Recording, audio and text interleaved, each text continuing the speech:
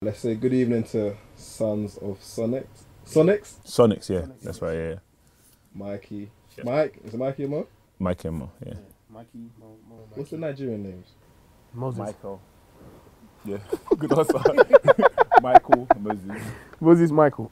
No Oluwa? No. Nah. Yeah, I mean, There must be, come on. nah, I'm not gonna expose anyone, but but no. Just Moses Michael. Michael, that's Nice and easy. yeah. So how long have you guys been working together for then? Let's start off with that. Yeah, What's wow. it been? It's been a minute. It's been about What? 15 years now. Yeah, 15 years. Yeah. About 15 years. We've Yeah. known each other for like Our whole life. our whole basically. lives. Yeah. Like, Yeah. yeah. So what actually brought you guys together to actually make the music though? Together. Well, we were working like separately, trying to crack this music code, and you know, at one point where we were in our church, we were just like, two heads are better than one, you know, and we're like, you wanna put your music together with mine and figure this out? And yeah, since then we haven't actually looked back. It's been a roller coaster, but you know, we're grateful to be where we are right now. So yeah. So let me ask you, Mo. So what were you doing before music then? University, yeah. Studying music technology, working 3 jobs, traveling from like one end of London to the other end to make sure I'm at work on time. University. It was an interesting period because you're having to balance, wanting to do music full time, and having to make money as well because student loan didn't cover everything that it needed to cover. So you had to kind of get the side job and stuff. So that was always difficult, but I guess it's part of the story that's made us who we are today. You know what I mean? So yeah, interesting times of our life. It was about 3 jobs. Yes, Brother. 3 jobs. If you could say it, what jobs were they? Oh man, one was Odeon, working in the cinema. The other one was Hate Samuel, and then the other one was What's it? Hotel Chocolat. Hotel Chocolat. Yes, in St. Paul's. Yeah. Yeah, Really? yeah. I mean, I had to make ends meet. I spent all my student loan money buying equipment. So, when your landlord starts saying to you, Mr. Man, Uncle. rent. Basically. So yeah, I had to make ends meet, and it was really difficult, but I made it work.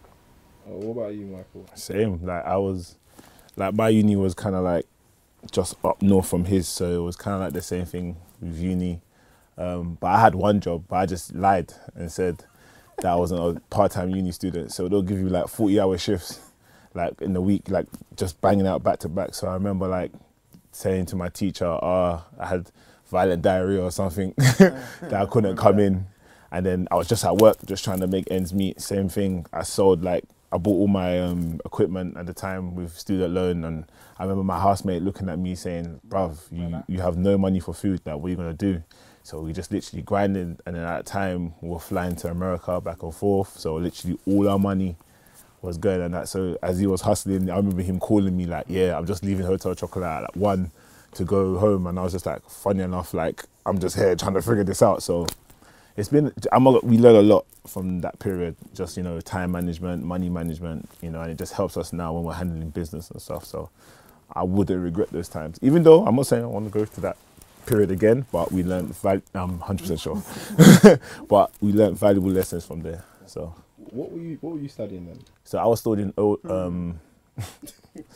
listen, it's been a long day. I was studying audio music production, and it was kind of like, it wasn't just music technology, so you have moments where you were doing like live rigs and you were doing music for games, like you had like 4 sectors of the whole audio music, but I was always into like the music production, always like in the rooms trying to produce, and there was other producers like, yo, it was just like a mini jump off at sometimes, like people just playing off their beats and stuff. And I remember like when you came down to my uni and you saw the spots and you were like, okay, cool. So you play some beats, and I was like, that's my guy, you know what I mean? So that's what I was studying at the time. So let's talk about the culturally then.